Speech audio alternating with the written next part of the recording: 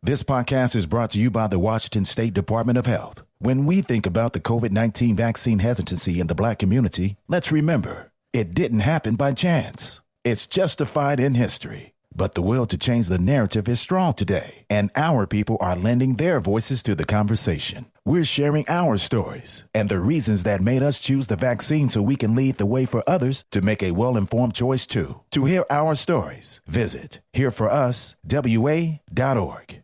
What's up? It's your boy, The Ted Smith. Thanks for listening to the Men's Room Daily Podcast. Want more? Check out the greatest podcast in all the land, The Podcast. Be sure to subscribe and listen to a brand new episode every Tuesday night. 99.9 KISW. We return to the men's room with Miles and Drew. Ted, you're going to love this story. A toddler was left injured after being mauled by a coyote on the front porch of a child's Dallas, Texas home. This happened yesterday morning.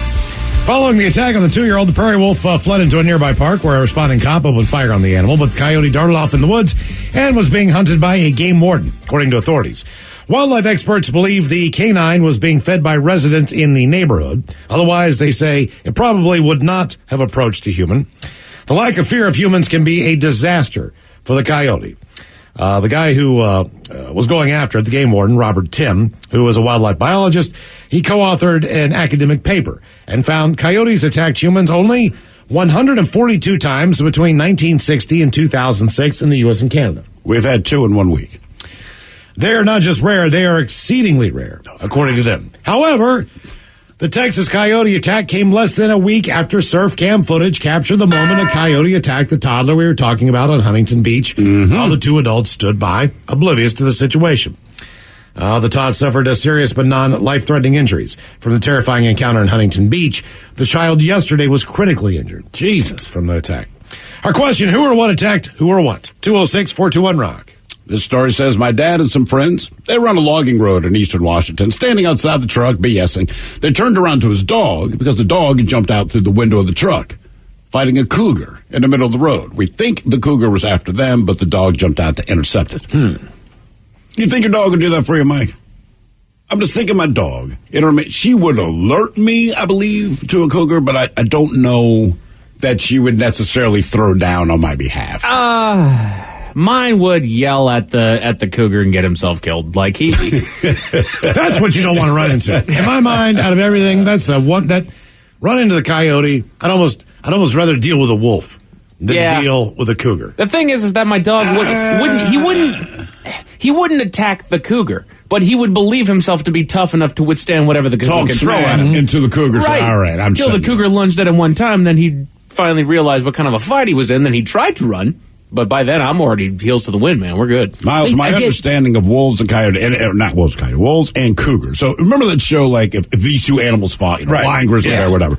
So they had a cougar and a wolf. And so eventually the cougar won only because of its claws after the wolf got down and kind of guts it. But it's a long fight. But what they were saying, and again, these are animal behavior specialists. Who knows what they know? But they said the thing about a cougar is, right, if it's going to attack you, chances are it's just very, very hungry. But based on our body size as adult men, it's going to mess you up. You'll probably be able to fight it off, but eventually the cougar decides that you're not worth the trouble for someone that just wants to eat, right? Doesn't mean you want to get it. They said the wolf, so they said the way the cougar and the wolf would even get into it, chances are the cougar would try to give the wolf the wide berth. Just like, I don't want a piece of you, whatever, I'm doing my own thing. The problem with wolves, if you make eye contact, it's go time. Until they actually have the confrontation, right? So you had eye contact, wolf's 50 yards away. Now it's coming after you until you guys settle your score. So they said the reason they would fight, because the wolf can't let it go, all right? And then with that, so just understand, but wolves, especially with people, the way they attack is a lot more lethal to us than the way the cougar would. All right, okay. So just saying, I don't want to deal with either one of them. No. Ever. But if you're on the game show, because I always have horrible ideas for game shows, like, okay, for $1 million, you can pick the cougar or the wolf. Just saying pick the cougar. The other problem with the cougar is, to be honest, and I know somebody that was attacked by one, you just never know. It's a big cat. That's the big problem. So, I mean, it'll stalk you for a while. You'll have no idea. Then it'll get to you. What's the bar with the stuffed cougar and the fried chicken? Stuffed cougar and the fried chicken. Oh, Marco Polo. Yeah. I could not believe it. I'm looking up like, oh, my God. Those things are in the wild. Yeah. Cannot believe how big they are. That's why I'm glad they're in the wild. I'm glad that one's stuffed in a bar. Who or what attack? 2 or what? 206-421-ROCK. Well, and doesn't Vito's has one too, right? I think they might. The Cougar Room. That would be a good place to put it. Vito's is so dark now, I have no idea. Oh, it's a separate room. Oh, is it? Yeah, there's like a big table. One of the topless paintings? You could have, I know. Every time I bring it up, you got jokes. Well, they got boobs in it. Vito's. That's why I like it. They have a giant stuffed cougar in the Cougar Room. Huh. I'm going to have to check that out then. Stuffed cougar and pictures of boobs. I wonder what they're trying to say. Vito's. There's a sales pitch. Vito's is crazy. Yeah. What they've done to that place from where we lived on that block is night and day. Entirely different. Yeah. For example, there's not a bar fight every single night when they come And to KGB Deli's back open myself. Yeah. We need to get back up there. Hello, Colton. Welcome to the men's room. Hola, gentlemen. Hola. All right, going to set the time and place for you. Time, summer 2018, working for Tenasket Ranger District for the Forest Service way up in the Okanagan. We're setting up a logging sale. I'm just walking down the road looking at the GPS, making sure we are where we're supposed to be. Next thing I'm aware of, something about the size of a cantaloupe is charging at me, hissing through the grass, which, to me, is if it was a mammal, badger, something big enough to lay a bite on you. Nope, female grouse. A grouse is coming after you. All right. Well, that's better than a badger. Yeah. Yeah, because, the attitude on those things. I've seen a lot of animals working for the Forest Service, but, man, that one made me yelp, jump back, almost knocked my boss off the road. That one genuinely took me by surprise. But what do? I mean, you just kick your leg back and pump that thing into the woods or what? Yeah. She just got to my feet and was hissing, hitting me with her wings.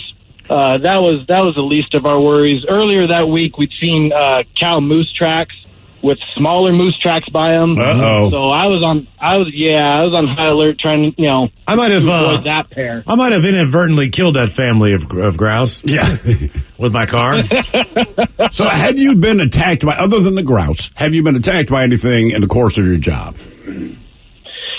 To touch on that previous caller, 2018 was real hot for yellow jackets and hornets up in the Okanagan. Yeah. I kept track. On average, my coworker and I would step on 3 ground nests every day. Jeez, that's incredible. Is there so if you're walking, so I'm out in the woods, I'm on a hike, which means I'm already in a bad mood because that's not me. But I'm out there. Is there any telltale sign that there's a nest, or is it camouflaged that well? No real telltale sign for me, though. It was always at the base of a tree in what's called the duff, all the dead, needles and sticks. That was, I'd go up to mark a tree, be standing there in the duff, and you'd hear a slight buzzing noise, and that means you have 1 to 2 seconds to start running.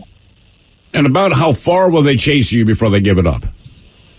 See, if it's bald-faced hornets, which are the big black and white ones, I don't know if you've ever seen those, you better be ready to run 100 to 200 feet.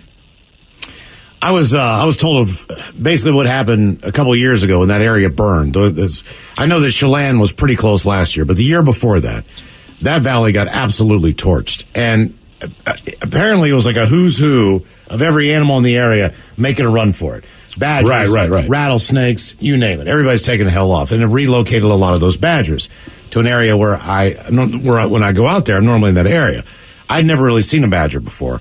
And then I saw a badger disseminate a rattlesnake, and it was a crazy. I mean, badgers are mean. He went after this thing, and you just saw this dust ball screaming, scratching, crying, the whole deal. And the next thing you know, he's eating a rattlesnake. I'm like, damn, man, those things.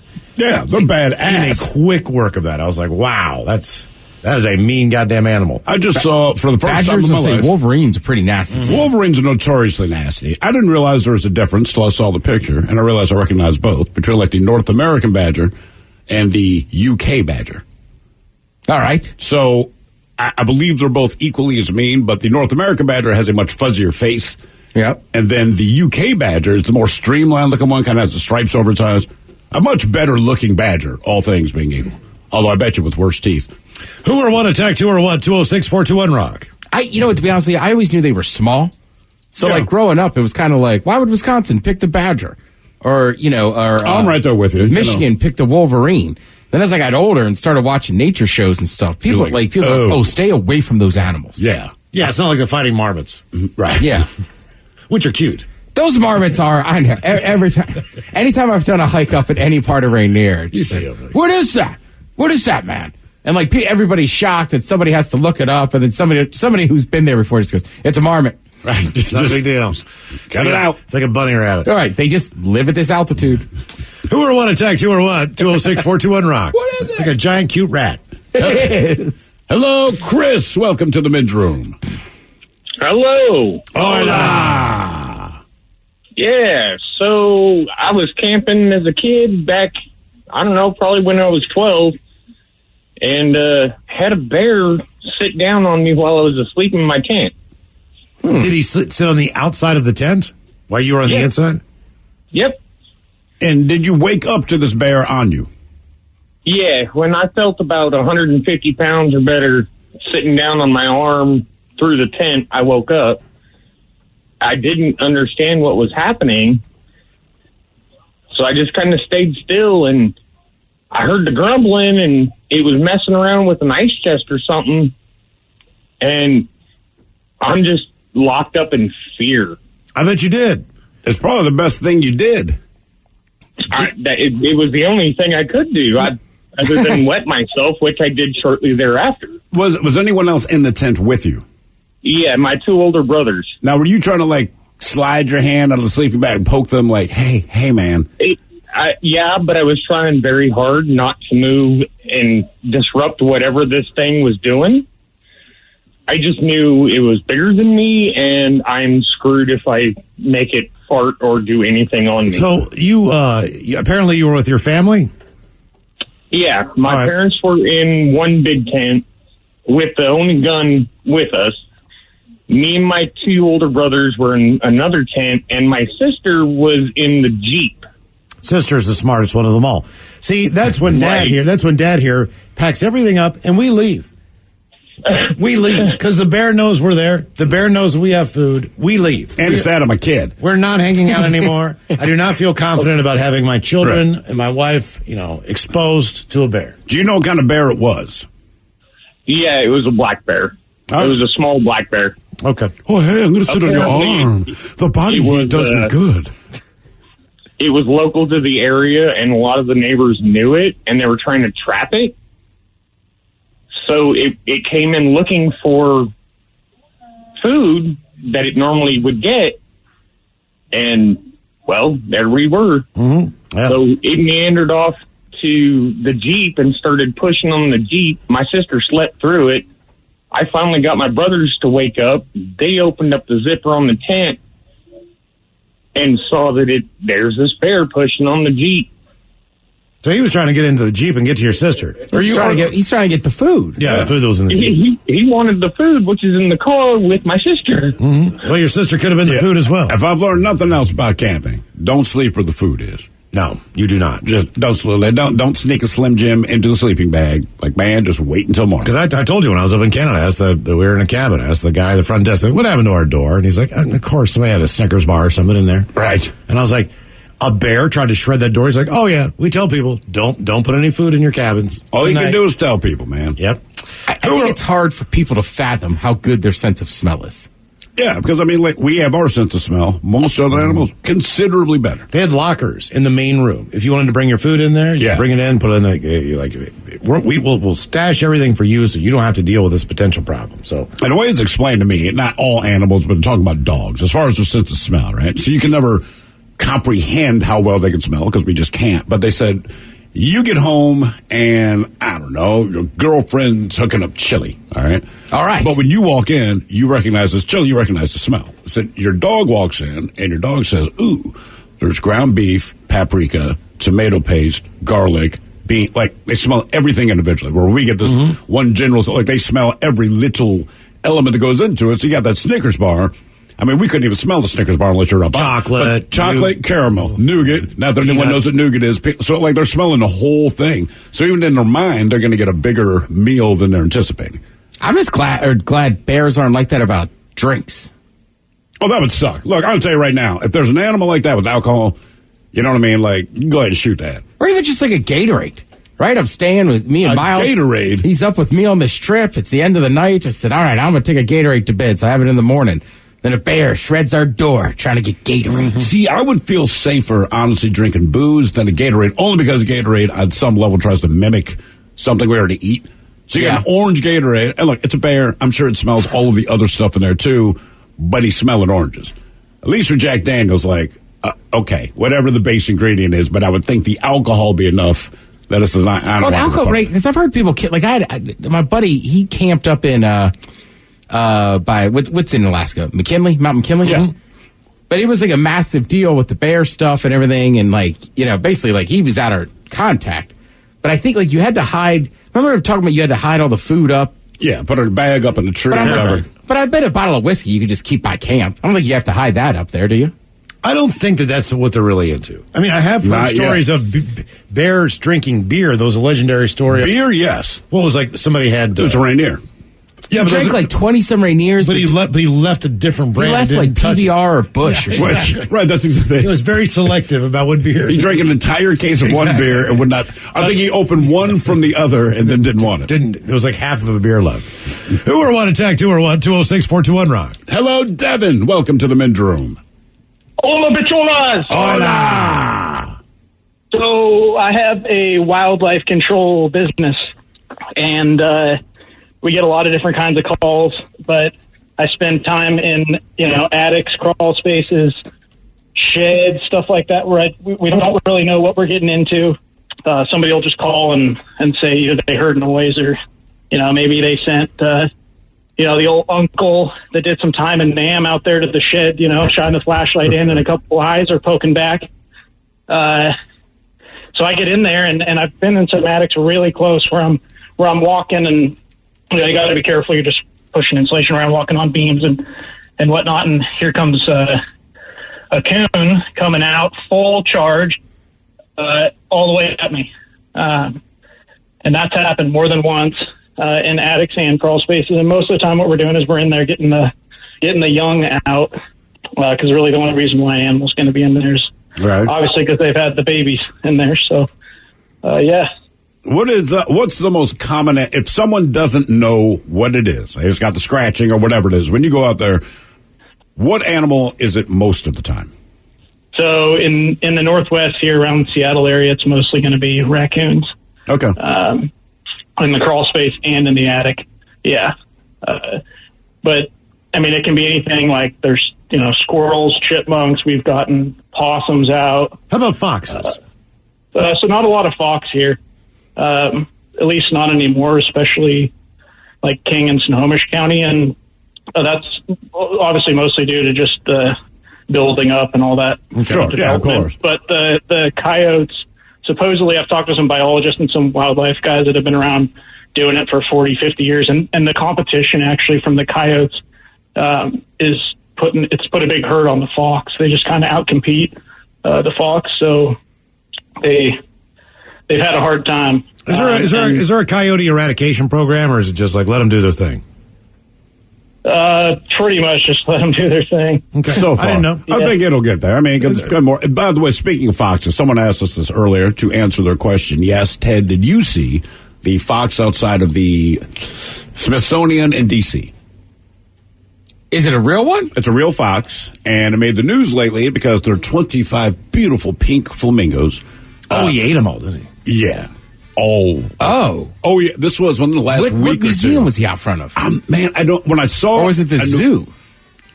It was the zoo. Okay, right. That's what. Yeah, Smithsonian encompasses all that. It is a massive area, right? But I'm so the fox got in there. One fox, 25 flamingos gone. I bet dude was hungry. I bet they're delicious. Flamingos? They eat shrimp. It's a chicken that eats shrimp. Right. It's like surf and turf all in one. Yeah. I mean, come on now. I bet they're Little Bay, man. Oh yeah, roasted flamingo. Mike, actually, Old Bay goes great on poultry. You're not wrong. Guarantee it's probably fantastic. By the way, a quick side note: someone here says black bears will go after anything they think smells like food. This includes Kool-Aid, shampoo, whatever. And I can confirm I did see a bear drinking a Budweiser once. Oh. Who are one attack? My man, I like that bear. Who are one attack? 201-206-421-ROCK. 99.9 KISW. The men's room returns with Miles and Thrill. A woman in Georgia has been arrested after allegedly attacking a McDonald's worker following a dispute over her food order. Macon Telegraph reports the woman, who has not been named, was apprehended by police from the Dunwoody Police Department. Statement said she assaulted an employee by pulling her hair and jumping over the counter. Where it is claimed then that she began throwing items around the restaurant. Again, why is this? According to the police department social media post on Facebook, they said this incident was ridiculous.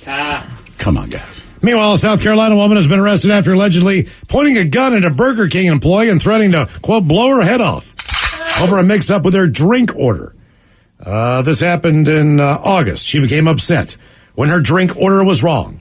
The drive-thru worker called 911, but by the time deputies arrived at the scene, she had left in her 2015 silver Lexus. Officers were nevertheless able to identify her, and arrest warrant was issued, and she was arrested because I guess there was a mix-up between coffee and orange juice, and she had a real problem with that. Our question, who or what attacked who or what? 206-421-ROCK. Hello, Alan. Welcome to the men's room. Hola. Hola. So, a couple years ago, in the wintertime, we had a bunch of snow, and the wife and I, actually the wife, wanted to go for a walk. Beautiful walk, evening, snow, trees covered with snow. Yeah, I hate that too, man. Yeah, so we are out traipsing through the woods, and we're going down this trail, and there's a branch, how it's laden with snow and it's close to the ground. Well, I reached out and knocked the snow off of said branch. The branch launches up in the air, and with the snow on all the tree limbs, how they'll go down and touch the ground. There was a deer sleeping under that tree. And the deer, all of a sudden there's daylight, and we are between, it and said daylight. So, I reach out and hit it, limb flies up. All of a sudden I hear something out of the corner of my eye. There's something hairy. Hits me, knocks me down. Of course, I fall into the wife. She falls down, and you're trying to, figure out what in the heck is going on. As the wife's screaming, and so we got plowed over by a deer. Woke up a deer sleeping. Does she ask you to go on these dumbass snowy walks anymore? Well, unfortunately, yes. Yes. Yeah. Yeah. I get pulled in that. We had the one decent snow this past winter, man, and I don't like snow. I make no bones about it, whatever. My wife's like, it's beautiful. I'm like, it's the color white. You know what I mean? We can buy white paint. We can paint the wall if it means that much to you. But she insisted that we go on the walk. And then the kids want to go on the walk. And I don't want to be out there. I'm like, look, dude, it's cold. It's wet. I know you think this is pretty. I really don't. I hate it. To me, this is the sign of living hell. It was a fine walk. We had a good time. The kid, but all I could think the whole time, and I couldn't say it out loud because I'm not trying to ruin it for the wife and kids, but I want to go home. I want to go back home. It sucks walking. I'm just because it's not for me. I don't like this. And what doesn't do here much? I'm like, that's why am I living here? You can drive to it, and I don't. Exactly. It's right there. It's on the mountains. You can see it from my house. I mean, look, I'm guilty of it too. The first day it snows, because it's not icy yet. It's still fresh. So I always do it. I always take a walk. Bro, if you like it, I got no problem with it. That's all. But if you said, let's go for a walk, I said, nah, I bet you'd be like, okay. Yeah. And you go for a walk. Yeah. Why do I have to be a part Last of it? weekend. This is the only thing I was trying to figure out. Babe, if you want to go walking this ass, you can. If the kids want to go, they can. I'm not trying to stop anybody. Why do I have to go? Last weekend was beautiful. We didn't have any rain in the forecast for both days. Mm-hmm. I did not take an umbrella golfing. I'm driving down the highway. I'm going to the golf course, and a guy passes me with skis on top of his car. And I know damn well he's going to Rainier to go skiing. I'm just thinking to myself, not in a million years. Right. No, not today. It's nice. No. And I'm sure he'll have a wonderful day. No doubt. Great time. It'll be Bluebird Day and a beautiful day to hit the slopes. Great. Good on you, man. I'm just no way. I think I have been snowboarding before on Cinco de Mayo weekend. Wow. Yeah. I'm not okay with that. Who or what attacked who or what? 206-421-ROCK. I think it might have been the same weekend somebody we know fell. Oh, that weekend. Right, because it's so late in the season. The place was still open. It was the last weekend they were going to be open, but they were pretty strict about shouldn't go OB out of bounds because stuff that has been covered up is not. And he did not listen. That's why I didn't feel bad. You know what I mean? And the guy suffered pretty severe. But it was his first year. there was other people there that should have been smart enough not to go out there. Why would you trust that one person? Look, I hear you. I'm just saying, one person, because that's what they're good at. Okay. Who are one attack? 201 421 Ron. I mean, look, that it's the is same. what they're good at. If you're the whether or not you think somebody's a tough, but if we go, I don't know. Let's say Mike's a really good hunter, and we go hunting. Like I expect Mike to take the lead and to take us into areas in the woods where we would be okay. Yes. Mm-hmm. No, I hear you. Yeah. I did not know that particular element of this person, but I know the other elements, and I'm like, man, you're just not the dude I follow in the battle. You know what I mean? It just seems like a bad idea. Hello, Steve. Welcome to the men's room. What's up, my dude? First time caller, been listening since the beginning. It's good to finally talk to you. Oh, wow, man. Thank you, brother. We appreciate the show. Yeah, man. So this happened back in the early 2000s when I worked at Discount Tire up in Kent, and I lived down in Lacey. So I've lived in Lacey my whole life, 40 years. I have driven over the Nisqually Bridge easily thousands of times. Sure. Multiple thousands. I was on the phone with my dad at the time, and I went quiet to the point where my dad started to panic because he thought I had crashed or something happened. I'm hearing, Steve, are you there? Steve. Now, this is a stretch of river that I grew up fishing with my dad. I never caught anything. If you want to not catch anything fishing, take me fishing. It's a sure thing.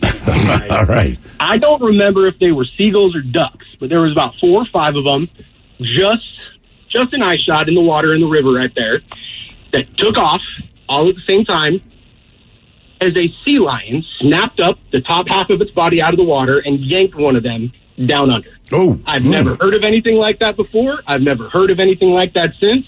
To this day, I question what I actually saw, but that's the only thing that makes sense, and it's nuts. How fast did this thing come out of the water?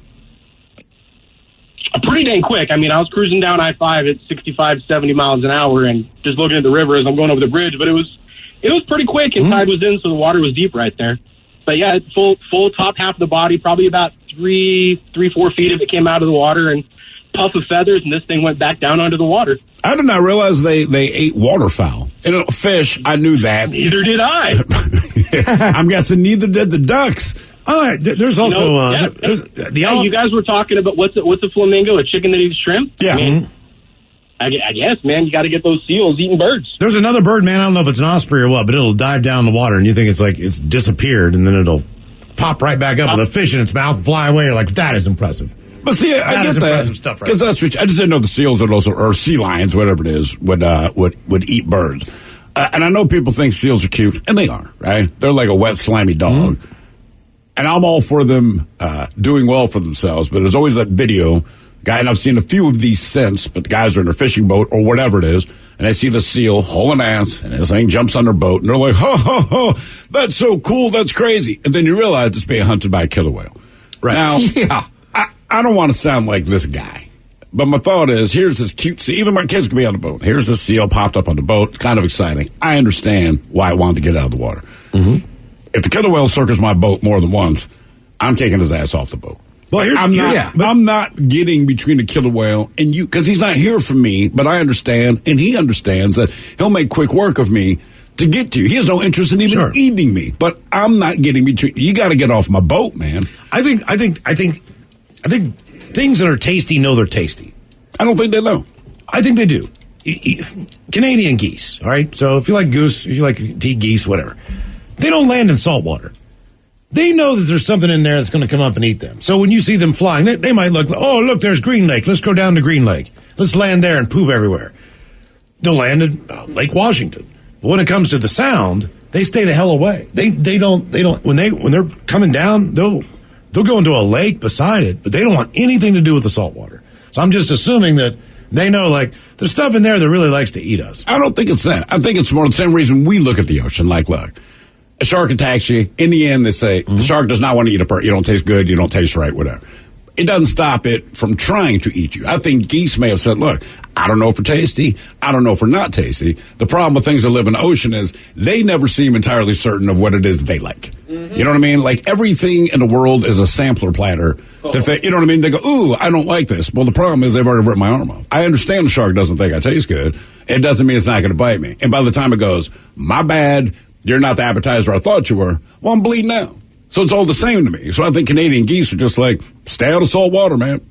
I don't know if we're tasty. If animals knew they were tasty, crabs would eat each other all the time. I'm convinced. Yeah, that's a good point. Who would want to attack 201 206 Rock? I'm racking my brain now. There has to be geese that go in. Some of those birds have to go in saltwater. Just doesn't seem like they ever do. Maybe not Canadian geese. There's got to be a saltwater goose, right? Mm-hmm. I mean, it doesn't have to be, but I feel like I'm just thinking about like where you grew up in Maryland. Like I'm sure there was geese that would like land in the Chesapeake Bay and stuff, which is saltwater. But now I'm thinking back. I feel like most of the geese I saw that were still around the freshwater lakes. Yeah, I mean maybe not. Yeah, I just don't know. Can we Google saltwater geese? I'm just curious. I just looked. It said they do land. I just never see it happen. Mm-hmm. You know, I guess because they want to drink the water. So when they land, they want to fill up and get as much out of it as they can. Saltwater? No, they want to. That's why they're landing. The fresh water. Right. Okay. Hello, Josh. Welcome to the men's room. Hola. So my story is actually a friend's story. His dad's favorite story is when his wife was bent over one time wearing a floral plant pants, a hummingbird came and bit her right on the butt. Seriously? All right. Yep. Yeah, he called her sweet cheeks from that point on. And she earned it. Huh. She earned it. That's interesting. I just never heard of a hummingbird biting somebody before. I guess if you wear flowers, they're like, hell yeah. Probably just came up and thought there was some nectar in there. Sure, just right? Poked its beak, right in her ass, and like, oop, my bad. Mm-hmm. My bad, sorry. I didn't realize that was human ass. But I've seen a lot of hummingbirds fly into walls and stuff, too. They're not the best. Yeah, so I mean, like, maybe he wasn't, who knows? That might have just been a dumb little bird. Or he made it just hated her ass. Do you think the same thing would happen? I go to the beach, all right, I'm going to lay on the beach, and I'm going to wear a shirt, but on the shirt is the image of a salmon. Mm-hmm. You think seagulls and or eagles, like, keep swiping down, trying to snatch this thing? Sure. Do they perceive it as it just laying on my chest? No. So you think they would steer, somehow they know yes, that's not a real fish? I do. I'll give you $20 to try it. Like next time you go into the beach, I'll get you a shirt, right? Just looks like a salmon, that's all. And just lay on your back on the beach and see how many things come down and attack you. I mean, if you actually had a fish, not put a fish it on your back. It just looks like a fish. Who would want to attack 201 206 421 Rock? Hello, Jordan. Welcome to the men's room. Hola. Hola. Yeah, first off, birds don't care. When I was in Japan, the Seahawks over there, they didn't care what you had. But my story involves the second biggest land animal taking on one of the smaller of the ape family, monkey family. But when I was in in Thailand in 2013, my ship, we pulled into Thailand, and we did that tourist trap elephant ride excursion. You ever hear one of those? Yeah, of course. Yeah. So you're on a big Asian elephant, and there's like a caravan of us, and two people on his back, and the driver is literally on his neck, controlling him with his ears. Anyway, so before you set out, they say, hey, you can buy bananas, you can feed the elephants, you can buy some beer, drink beer on the back of the elephant. Nice. And they said, watch out for Elvis. And we're like, well, who's Elvis? Elvis is a monkey who likes to torment these elephants. And that particular day, was Elvis's last show. Uh-oh. Because we're trying to feed the elephant the bananas as we're cruising around, and this monkey, he's got the longest arms you've ever seen, and he's just swinging on the vines and all the trees around us, and he decides to try and swipe the bananas. He apparently gotten, laxed in his old age, and the elephant next to us decided, I've had enough of your crap, and decided to grab him with his trunk and then throw him on the ground and squish him. Ooh. Oh. And you watched this? Well, from my angle, you couldn't really see it, but you knew what was happening just on the fact that the other elephant reached over to our elephant, grabbed the monkey, threw him down, and then all you heard was a huge thud. And then did the elephant drop down and headbutt him, or did he stomp him with his feet? He stomped him with his foot. And let me guess, Elvis has now left the building. He's left the planet. What did it look like? Left this realm, man. Could you see the aftermath of it as your elephant walked by? We were more concerned about our elephant not becoming more agitated. Sure. So we were just kind of getting away. And it was by far one of the gnarliest things in the animal kingdom I've ever witnessed. Now, when you're on and I understand, so one elephant gets agitated, takes out Elvis. I'm sure all the other elephants appreciated that elephant's efforts, but can you physically feel any of the tension in your elephant?